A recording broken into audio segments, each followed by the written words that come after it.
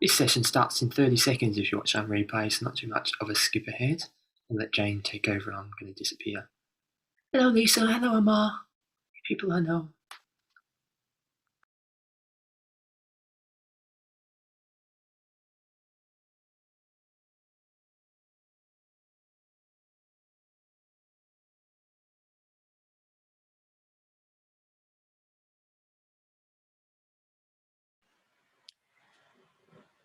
Right, I'm back. I was just pressing the buttons. Hello, everyone. Welcome, welcome.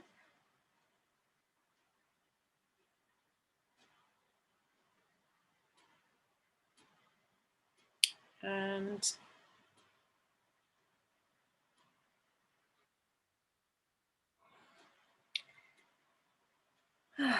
welcome, everyone. My name is Jane Dancy. I'm the host for this session today.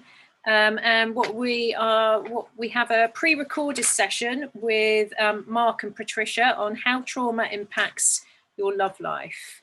Let me tell you a little bit about Mark and Patricia. So Mark, aka Mr. Embodiment, has worked in 5 war zones. He's worked with street kids, the Russian LGBTQ community, with the police, with aid workers, 3 militaries, and has been sober for 14 years. He was traumatized, but now does okay. Patricia is a therapist and a yoga teacher. She's a specialist in developmental trauma. She integrates her knowledge and experience of 20 plus years of Eastern philosophies, applying trauma-sensitive methods to family constellations and attachment-based approaches. She is who young yogis want to be when they grow up. This will be a pre-recorded session. And the reason for that is that we wanted those of you who watch the morning programs to have a bit more of experience of seeing Patricia doing her work, because she's in a different time zone. It's also part of the ethics of around the work that we're not putting the presenters on live all the time. They need a little bit of time off as well. So let me just give you a little bit of the housekeeping before we start.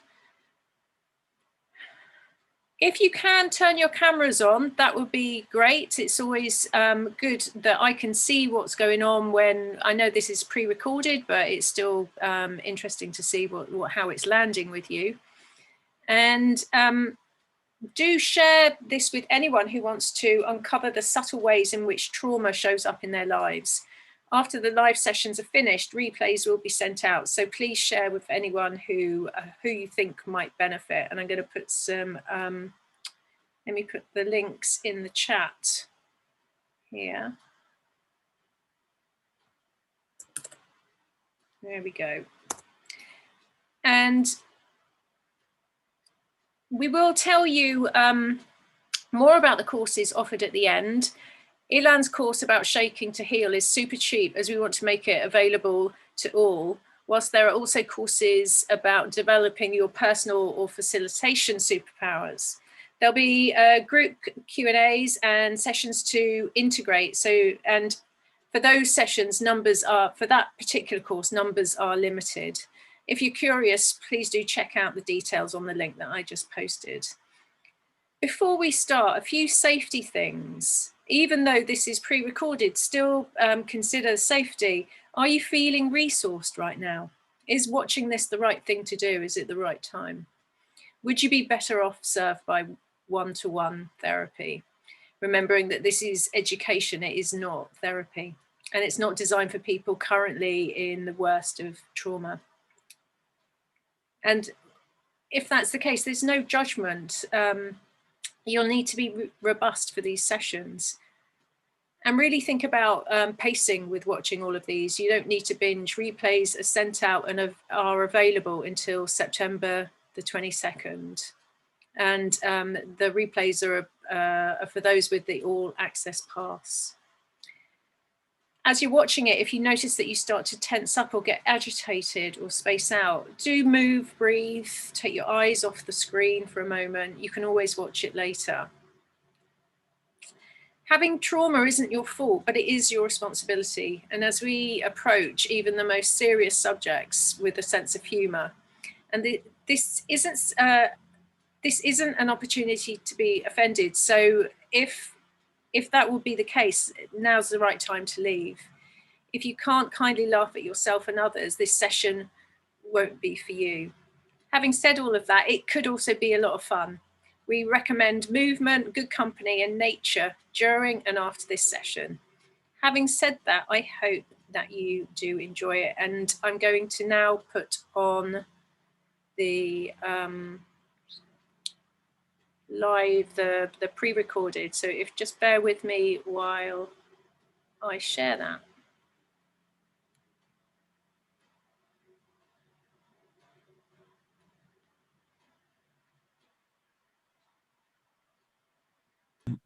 Okay, welcome to this session on how trauma not just can influence your love life, is influencing your love life. You will find out how your trauma, whether it be small, medium, or big, whether it be from your childhood, from overwhelming events, or just the little overwhelming things that do happen to everyone on some level, there's a spectrum of trauma, will be influencing your love life. Some of you in a small way, some of you in a fun and entertaining way, some of you in a very difficult way that could actually be a barrier to intimacy, pleasure, and connection. So what do I know about this subject? Not much, but luckily Patricia's here, my wiser colleague from Mexico, who's a therapist and just sort of the queen of this stuff. So Patricia, welcome. Thank you. Hope to live up to that introduction. It's a lot, isn't it? Like, it's a bit much. How are we qualified to talk about this? You know, obviously we've done a lot of cross-cultural dating, and I'm pretty happily married. I mean, like, what qualifies us to give any information about this? Is an interesting one, huh? It's a question. Oh, what qualifies us? I mean,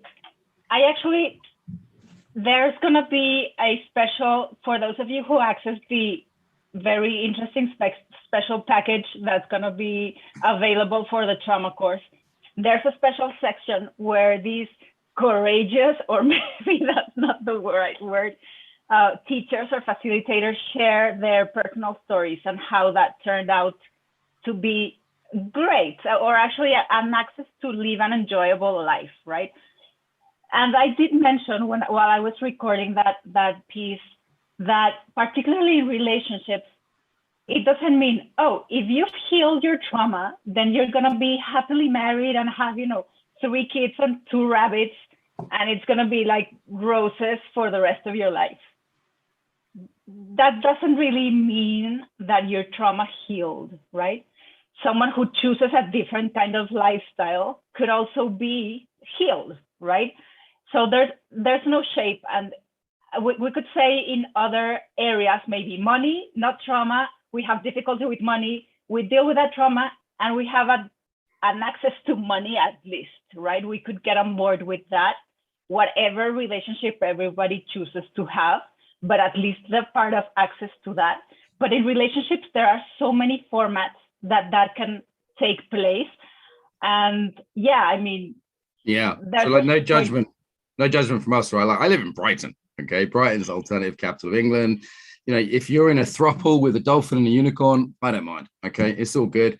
Okay, we're not judging. So if we say talk about men and women, that's because we're generally heterosexual, and it's like that's just kind of what we know best personally. Yeah, I've worked a lot with the gay community in Moscow, doing trauma work with them for the last 5 years. I'll be with them in 2 weeks again, and so there are other communities we've worked a lot with. And maybe we should start, Patricia, if anyone's watching this as their first one, what's your sort of quick, normal person friendly definition of trauma? Because people might think, oh, I have to have been abused as a kid or been in a war zone. That wasn't me. So like, what's your definition of trauma these days?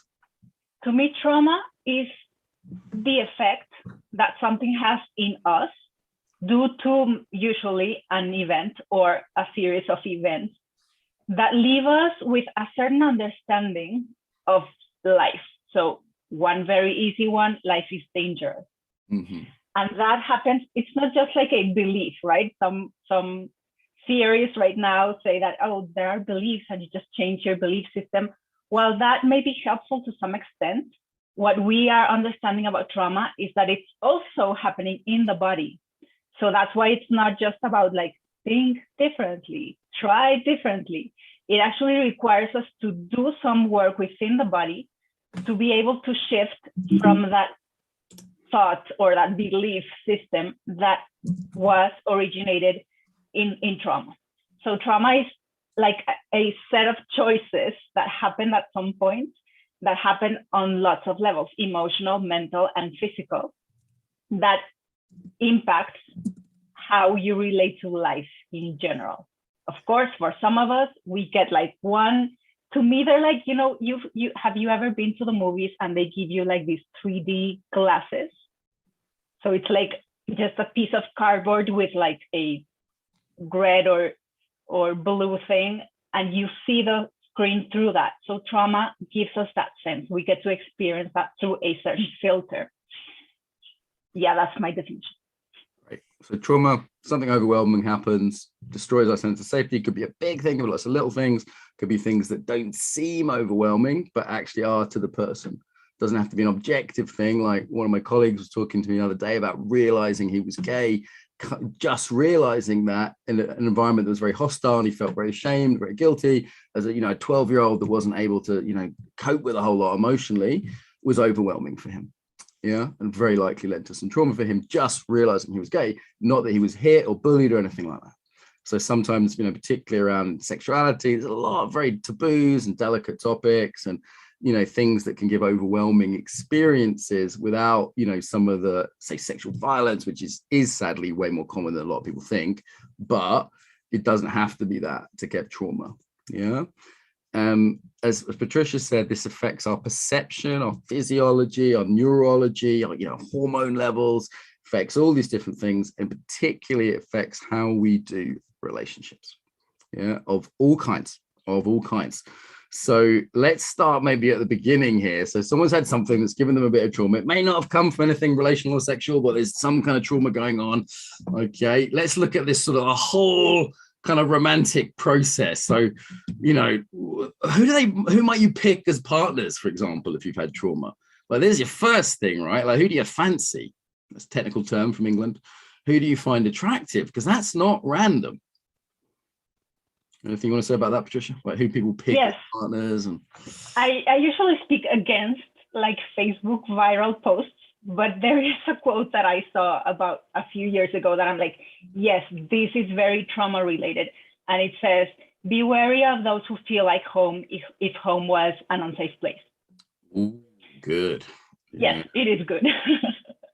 Why? Because of what Mark was just mentioning, right? So it's like, oh yeah, he seems or she seems or they seem like somebody that it's easy for me to relate, but where does that take you, right? And when we're in a trauma state, we don't usually see that.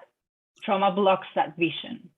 Right, so we recreate the situations in the external world that support the situation in our internal world. Okay, what do I mean by that? Let's give a kind of concrete example. So let's say I grew up in a dangerous household. I grew up in an alcoholic household myself. It was pretty wired. It was pretty adrenal. I might actually feel more comfortable in a war zone or in a relationship that feels like a war zone, okay, than in one that's calm and respectful and normal and happy. Because we replicate what's familiar, not what's healthy. And this is why, has anyone had a friend who's like just kept with someone that just clearly wasn't good for them? Yeah. Or that kept picking the same rubbish boyfriend over and over again. Like, why have you picked another loser? Why have you done this? I love you. What are you doing? Yeah. Anyone had that frustration with a friend? They just keep picking partners. They just aren't good for them. And it's like, they're not stupid. Okay. But they are recreating a pattern. That's what we tend to do. Equally, trauma can really damage people's self-esteem. Yeah. So let's say someone was abused. They might internalize a sense of I'm a piece of crap. I've heard that from people lots of times, sadly. Yeah, because actually that's a way of making sense of the world, right? The world isn't chaotic. The meaning making is, well, I must be bad. That at least makes sense of the world. It's an attempt at meaning making. Yeah, even if it gets people in a difficult situation. So if I'm bad, I don't deserve a good partner. So if someone nice and kind comes along, I'm just not even going to be attracted to them. I'm not even going to consider them. Yeah. There's going to be a session once we go into the live sessions during the course. There's one titled something around self-worth, why you are worth more than you give yourself credit for. And it's a great session that Erica and I will be hosting, and we get into this in detail. So this has a lot to do with, could be affected from many ways. For example, if I did not receive a respectful treatment from my mother, and this is very common, like a trauma thing, right? We're not talking about any other forms of more physical abuse, but just like regular, I don't know what it feels to be respected. We go into relationships where I don't have respect. Why? Because I don't have that body sense, that somatic sense of what respect feels like.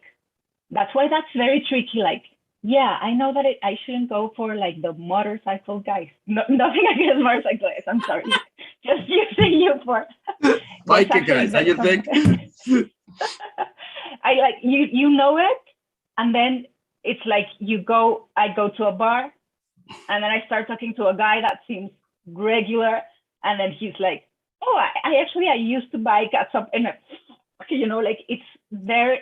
It finds a way to pick the right guys, right? And this doesn't have to be pathological, right? You'll see this, like my friend, let's give her a made-up name. Let's call her Claire, because that's the actual name. She always goes for guys with beards, okay? Like her dad, right? And I'm always making jokes about this, okay? I've even seen people go for people with the same name as their mum, yeah? So we replicate kind of patterns of intimacy. That's just one of the things we do. It doesn't have to be bad. It can be comical. It can be neutral. It can be positive. What about, Patricia, where there's like complementary patterns? Yeah, so there's two people meet and the trauma patterns interact. So one maybe be like, I can't say no. The other one is like, I have to get what I want. Yeah, so you'll see that like complementariness, and then the nervous systems are just like, yes, perfect. Let's be screwed up together. Yeah, that I work with family systems, so that's one of the things that it still amazes me to see the perfect complement between system selection and how one part of the relationship brings usually the opposite. It doesn't necessarily have to be the same. So one of the things that we see like on a more intergenerational thing is like if the grandmother was like deeply abused in her relationship, or the grandfather left her and she was heartbroken for a long time. And then the mother had a similar experience, just like a regular bad guy, like not a good experience. And then the third descendant, like the person who might show up to a facilitation, to a therapy session, she'd be like, you know, I get rid of guys like before, as soon as they show like a flaw, they're out. And I'm like, super, like, she might not even know the stories behind, but she's already reacting to the belief like guys are dangerous or guys will screw me up, so I leave them before. And that's a trauma response that may not even have anything to do with her. Back in the day, right? Families, cultures, all sorts of things. You know, you get whole towns like this. Like I was in Berlin and I was trying to figure out, why is this town so anti-male? I don't get it. Why is it anti-yang? I feel really unwelcome here and I keep triggering people more than normal. And I looked at the history. It's pretty horrific what the Russians did to women in that town. Okay, pretty horrific. So even though the people I was meeting were several generations down the line, they might not have even had family there. It become almost culturally normalized to have a very strong reaction to sort of, you know, yang guys or anyone that had that kind of energy, that embodiment. Yeah. Patricia, let's talk about nervous systems a bit, because I think one of the critical points here, isn't it, is that the trauma response, how it wires us, is antagonistic to connection. So there's neurology here. People can, you know, look at Debs Diner and her talk, Stephen Porges' work, you know, the idea we have a ventral vagal nerve, which is great for connection. And then we have, you know, the dorsal one, which shuts us down. And we have the sympathetic nervous system, which the way I look at it, this is very simplistic, is that if you're in fight or flight, you're not in connection. It bashes it out. Think about this, right? Like when you're angry or scared, do you have your best conversations with your partner? Do you ever think, you know what would have really helped that relationship conversation with my wife last night? Is I'd have been more angry. That would have been really helpful. Probably not. So if you're stuck in that fight or flight mode, or the shutdown mode where you're like, I don't care, I'm a lizard, I'm just shutting down, even more the freeze response, both of those responses are toxic to connection. And equally, connection is one of the things that can heal those things as well. Yeah. So anything you want to say, Patricia, about just the sort of the basic there of like trauma is not good for connecting, right? Yeah. So the basic is there's 3 ways that our nervous system can interact. And this is showcasing like super brief, like either I'm not engaging with life and I'm collapsed, like my responses are undermined. So my ability to ask for what I need, it's like, what's my need? You know, like I have no idea. Or I change that and I say like, oh no, but it's for the benefit of the other person. That way I can go ahead and do something. That's one mode. Then there's the other mode. That's always the fight or the flight. So it's like an activated person. Usually you would see this show up in relationships when you're craving drama, where instead of having like a regular, hey, please show up on time conversation, you're like, you're always on time. You never listen to me. That means you've never loved me. So it's blowing things out of proportion, but creating a lot of movement within. That's key, right? Blowing things out of proportion where it's not great for a relationship when there's an excessive reaction. It's like, maybe they screwed up, maybe you screwed up, but when there's a like, you're bad or I'm bad and this is over and we're getting divorced because you left one more coffee cup on the side. That's what trauma does. It gives us these excessive reactions. And the other person's going, what? Whoa, easy. And you're just not wired in that moment for empathy, consideration. We all get like this at times. If you've ever been on the, New York or the Moscow or the British, underground, and you're busy and it's stressed and it's hot and you're bothered, you're not like, hey, let's connect. Right. And keyword that Mark mentioned is excessive, because it doesn't mean that you have to be in like Zen mode all the time. I don't react, and this means that I have healed all of my traumas. That could actually be a reinforcement of the previous state. I don't react at all. So it's very important. Usually, like women would find reassurance of their patterns in like, never get angry, always talk in a slow voice, and never trigger people, because that's a repeating of the pattern. Yeah, I don't mean that these things aren't wrong, but it's important to know when we're on a functional state and when we're just reinforcing a trauma pattern. But we also need the ability, as well as to keep calm, to know when and how to react, right? So what we're talking about as a trauma response is excessive reaction. But if the guy is doing something that he shouldn't, and I'll say guy just because I'm a girl. Do the hand thing again. Do the hand thing. Do the hand thing. I want to see the hand thing. I love the hand thing. You can go like, hey, no, and be able to react. Leave if you're in a dangerous situation, and that takes so much energy. Yeah, and we need to access that as well, because that may be needed at some point, right? And there's a third stage, which is the juicy part, where we're not reacting from the no reaction or the overreaction, but the place where connection happens. That on a nervous system language, that's the place where we want to get. When I look at you, I see you and not my trauma triggers. You're seeing clearly, connecting deeply. So there's a possibility for emotional connection. Boundaries are not over or under. So Patricia described under boundary of, being placating, saying yes to everything, going along with things that aren't good for you, getting into situations you don't want to. And that could be as simple as, I used to have a girlfriend that's a bit under boundary and she'd be like, oh, I didn't really want to watch this movie. And I'm like, but why did you say yes? And I go, what? Yeah, like not asserting basic needs, like about, restaurant choices, or it can be something catastrophic, like really serious, intimate stuff. Yeah. Also, in terms of kind of sexually here as well, because we're almost out of time, so we can cover that piece. If there's that fight or flight or the overboundary or the numbing, that gets in your way of sex life. In terms of being able to feel the body, the numbing symptoms of trauma are a problem, and the hyperarousal adrenal symptoms, it's not safe. right? In order to feel turned on, particularly women, but many people, that sense of safety is needed. Yeah, or it can be mild stimulation of the nervous system, but with safety. So it's more like play as a feeling. Yeah.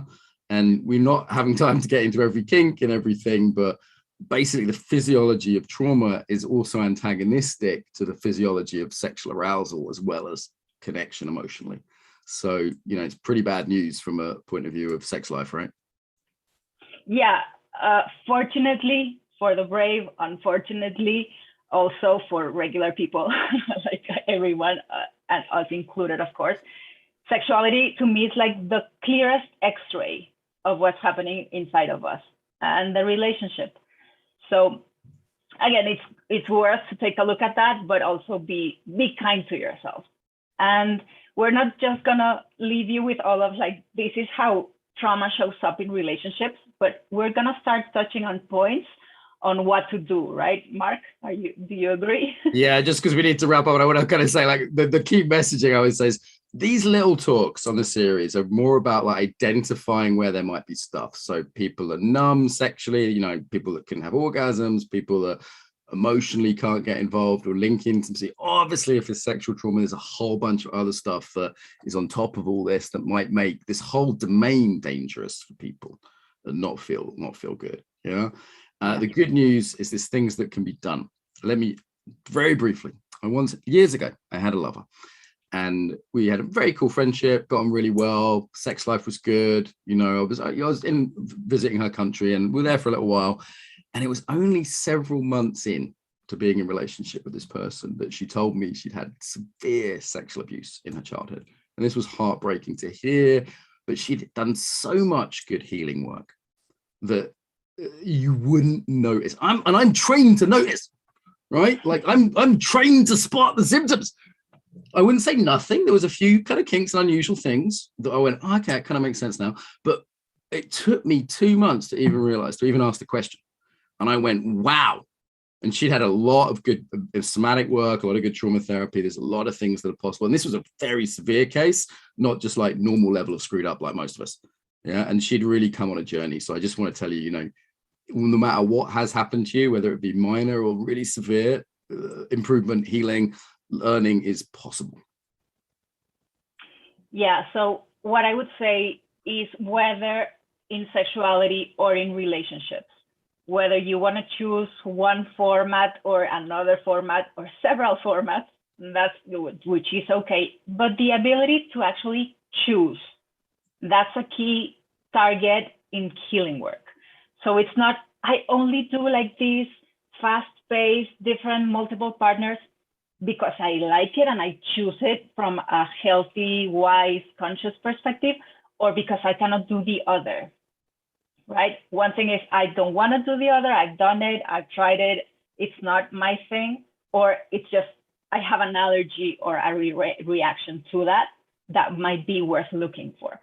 Same as sexuality, whichever form of sexuality you want to choose, being able to choose and embody that from a place of connection. What does this mean? That you bring yourself to that place. You're not thinking of escaping or as a way to like cover something up with something else. Yeah. So you're actually bringing your whole self there. And I would finalize this by saying, bringing the experience into the body of how it feels to actually connect. What do I mean by to actually connect? To be able to know in my own experience, in my own body, what it feels to feel safe, to feel respected, to listen and to be listened to. When I do the work to get to those states, you're good to go to choose whichever state you wanna pick. But when you go there, that's when you find what you actually need and want, and the best version of yourself to bring to the other person. Awesome. Patricia, so good. Thank you so much. And check out Alan Stefani as well. We're on time pretty much here. Alan Stefani is an ex-sex worker from Germany. She's one of the main teachers on this course. She wrote a great book about that in German and English.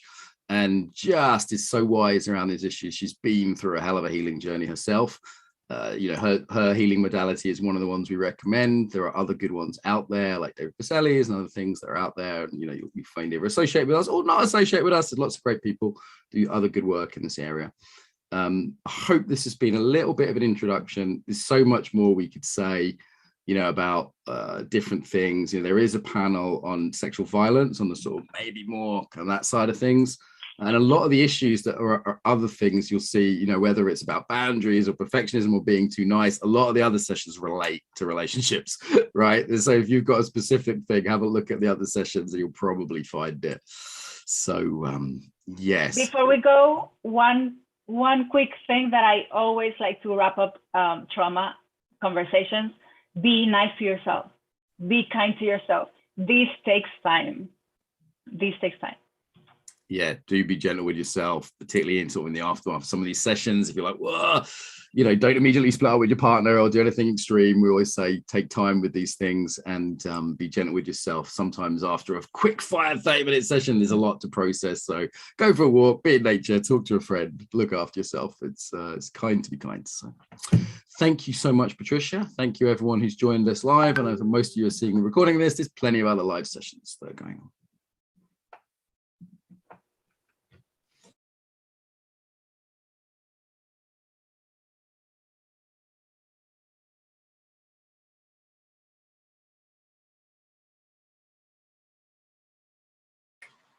Help if I unmute myself. We've come to the close of that. I'm going to turn the recording off.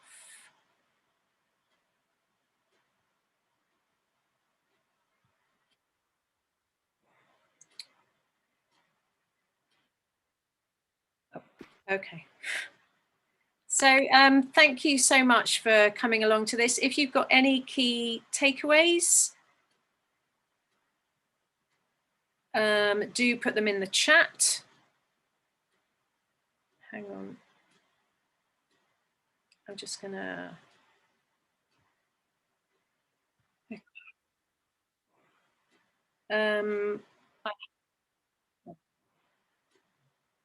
So for some reason I can't turn the recording off. Let me just get rid of that. Hang on a moment. Okay. Right, so yeah, please do put your key takeaways in the chat. The replays will be sent out at the end of it. They're always made available straight after the session, so look out for that. And one way to, and please do share this with your friends. Don't remember that you can still invite friends and family. One way to heal trauma is Elan's shaking method. We're offering it super cheap as we want it to be accessible for everyone. This is much cheaper than what you'll normally find as we want it to be widely available. This is about healing to become okay in your life. And I'm going to put all of the links in the chat for all of that right now. So bear with me while I do that. There we go. And if you want to develop your personal or facilitation superpowers, there's also something special. So check out the details in that link. The courses on post-traumatic growth are all about healing and developing your trauma superpowers and include group question and answers or sessions to integrate what you've learned on the journey. The personal superpower course is about going from okay to great in your life, whilst the facilitators course is about helping others go from okay to great in their lives. If this isn't for you, that's okay. There are many other methods. There's TRE, EMDR, somatic experiencing. Different things work for different people. And if you're in the global south or finances are an issue, please do email us. I've put Agatha's email down there. Do note that particular courses are only available to limited numbers, as we want to keep the group sessions small and intimate. But don't let that rush you into buying. Take a breath, feel your feet on the floor, and make a clear decision on whether if it's right for you from a place of calm and not from stress. I'm just going to share the sales page so you can have a look. Let me just get that up.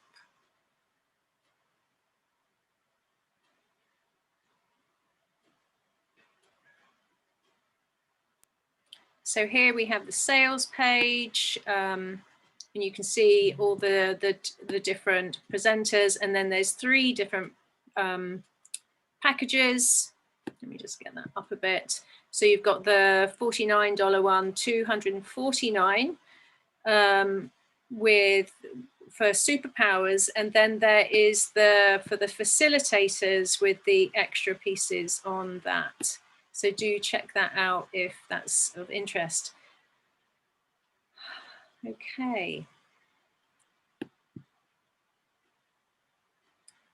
So once again, thank you for joining this session. And also, if you have questions from this session, do note that at 12 o'clock, we've got a Q&A with Roger Mills. So if this session's left you with any questions, you can bring them to Roger at 12 o'clock. Thank you all for attending.